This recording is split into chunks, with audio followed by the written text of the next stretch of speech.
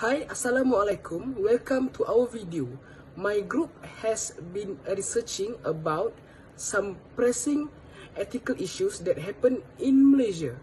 Before that, my name is Irfan bin Rizal and I'm the first presenter in this video, and I'm going to share to you guys about our result of our research, which is environmental pollution. Before we jump to our summary of our article that we use for our research, let us go through about what is environmental pollution.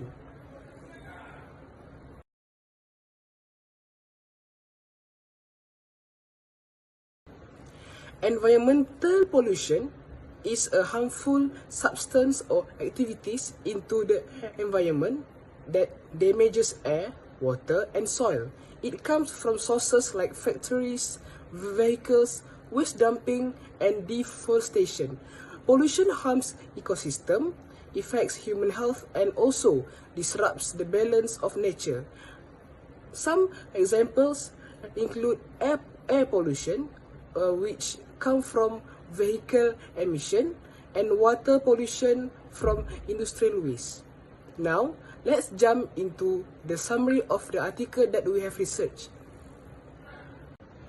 The first article focuses on the issues that 200 illegal e-waste recycling plants operating in Malaysia.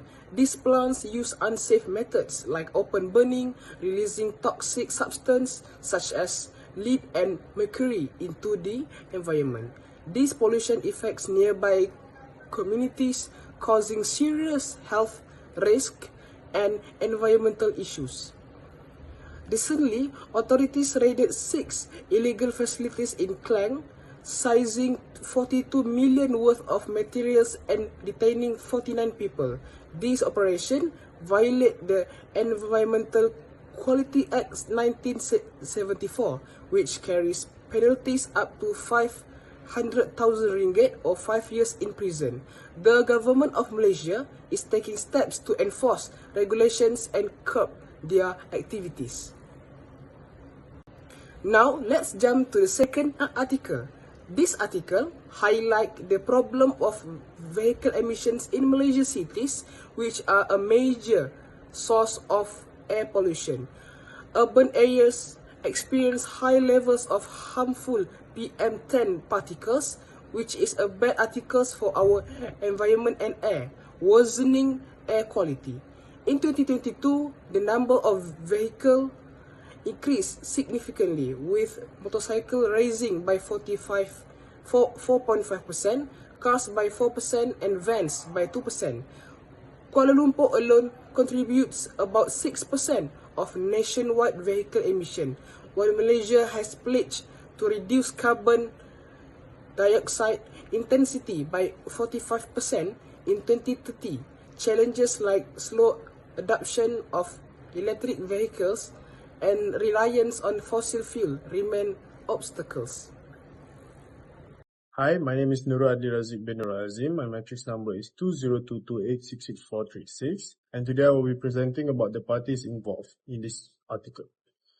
So the first parties that are involved is the KDEB Waste Management. They are operated under the Menteri Besar Selangor, and they play a pivotal role in addressing the issue of illegal e-waste recycling in Malaysia. As a key stakeholder, KDEB Waste Management is responsible for overseeing proper waste management practices and ensuring compliance with environmental standards.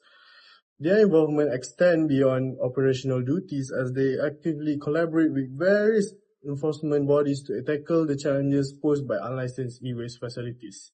This collaboration includes working closely with the Wildlife Crime Bureau, the Environmental Department, and the National Water Services Commission to enforce regulations such as the Environmental Quality Act 1974.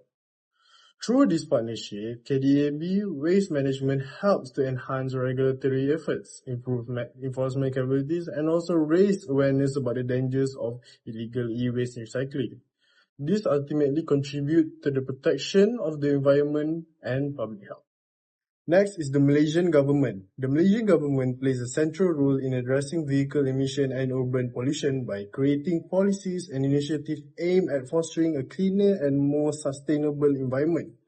One of its primary efforts involves promoting green technology to reduce reliance on fossil fuels and encourage environmentally friendly practices. To support this goal, the government has introduced incentives for electric vehicles, which is EVs, and making them a more attractive option for consumers. Additionally, significant investments are being made to develop sustainable transportation infrastructure, such as public transportation systems and EV charging networks. These measures aim to reduce vehicle emissions, improve air quality, and also address the environmental and health challenges posed by urban pollution. This can also showcase the government's commitment to a greener and more sustainable future for Malaysia. Let me start explaining the reason on why do people keep on committing environmental pollution. First, the reason why is that people prioritize their economic values rather than environmental concerns. No matter the day and age or century we are living in, we, the people, the humans, will always prioritize what is the most important to us first. In this case, it is money. Individual and businesses choose option that will make them save a little bit of money. For example, for businesses and industries such as manufacturing and shipping, producing waste and emission produce waste and emission because choosing to adopt a cleaner technology or machinery costs money, and these companies choose short-term profit over long-term environmental impacts. Okay, next, the other reason on why people choose to pollute this beautiful earth of ours is because of weak laws and regulation. The laws we have are good, but it's not perfect, and sometimes it is full of loopholes. This makes it easier for these criminals to exploit these loopholes and to get away with what they want. Furthermore, there are corrupted officials and authorities that these criminals pay to keep out of the business. The governmental officials also lack the necessary resources to monitor emission, industrial waste, and illegal dumping. Not to forget, even though these criminals are caught by a responsible official, they may face fines so small that they are seen as just another business expense, and that they are better off paying fines rather than changing their ways. Lastly, the last reason on why do people choose to pollute the environment is because of the not my problem mentality. The problem with this mentality is that it refers to the belief that environmental issues are someone else's responsibility, like let's say the government or other individuals. This mindset often prevents people from taking accountability for their roles in causing pollution, no matter how small it is. The reason this type of mentality happen is because of the lack of immediate consequences. Some people may not directly see or feel the effects of their actions. And for example, someone who throws trash into a river might not see the downstream consequences such as marine life dying or clogged waterways leading to floods. To give you an example in real life events, the Sungai Kim Kim River incident in Johor that happens because of an illegal chemical waste that was dumped into the river. Thank you. Next, I will be presenting about the impacts. So one of the impacts is the health risk for communities. So communities living near illegal e-waste recycling plants face significant health risks due to their direct exposure to toxic pollutants released during unsafe recycling practices. These pollutants, including heavy metals like lead, mercury, and cadmium, increase the likelihood of respiratory issues, neurological damage, and also long-term health complications such as developmental disorders and chronic diseases. The proximity of local communities to these unregulated facilities intensifies their vulnerability as they are directly impacted by contaminated air, soil, and water. Addressing these health risks is crucial to protecting these communities and ensuring a safer environment for future generations. The next impact is environmental consequences. Vehicle emissions have significant environmental consequences that contribute to a range of pressing issues.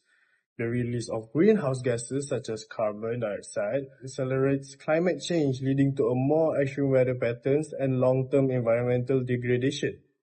In urban areas, the heat island effect is worsened by emissions, trapping heat, and also causing local temperatures to rise, which further stresses city ecosystems and infrastructure.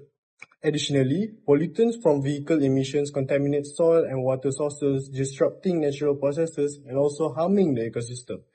These combined effects underscore the urgent need for sustainable transportation solutions to mitigate environmental damage and protect the planet's future. Okay, now a suggestion to improve the environmental problems in Malaysia. My suggestion is to strengthen environmental policy and enforcement. As we all know, the laws and regulation in Malaysia is weak and full of loopholes, so it is easier for polluters to exploit it. So, an easy way to counter this is by strengthening the environmental policy and the enforcement of laws in Malaysia. The government should have stricter regulation and strong penalties towards the wrongdoers and that choose to pollute the environment. The government could also impose a heavier fines and harsher penalty towards the polluters like illegal dumping and deforesters. The government could also establish a special environmental court so that it's easier for them to focus on their specialty rather than something they are not familiar with. Furthermore, monitoring and enforcement should be improved so that they can focus on combating this problem. Authorities such as the Department of Environment should be given more funding, manpower, and advanced technology to monitor environment violation effectively. The second way to improve the environmental problems in Malaysia is by raising public awareness and give environmental education to the people of Malaysia. This is because the reason why people choose to pollute is because they have a lack of information on the importance of the environment to them. Environmental concern can be integrated in the school curriculum to teach the student on the importance of recycling and climate change from an early age. They can also be taught by organizing school-based environmental initiatives like tree planting campaigns and recycling drive. Nationwide campaigns can also be launched to raise awareness through social media, television and public events to educate citizens about their role in environmental conservation. That's all for me. Thank you. So, I hope you guys really take note on what we are presenting just now. This is because this issue is very, very serious because environmental pollution remains a significant challenge in Malaysia, as highlighted by illegal e-waste, recycling and vehicle emission article that we mentioned before. These issues harm not only for the environment but also public health with toxic substances and air pollutants leading to long-term bad consequences. To address these challenges, stronger laws and enforcement are crucial along with increased funding for monitoring agencies. Raising awareness among people and public are also important through education and campaigns that also encourage individuals and businesses to adopt more sustainable practices.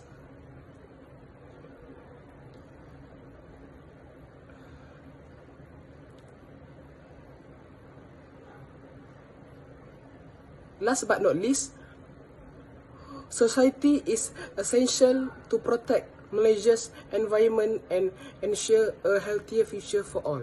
With that, that's all from us. Thank you and Assalamualaikum.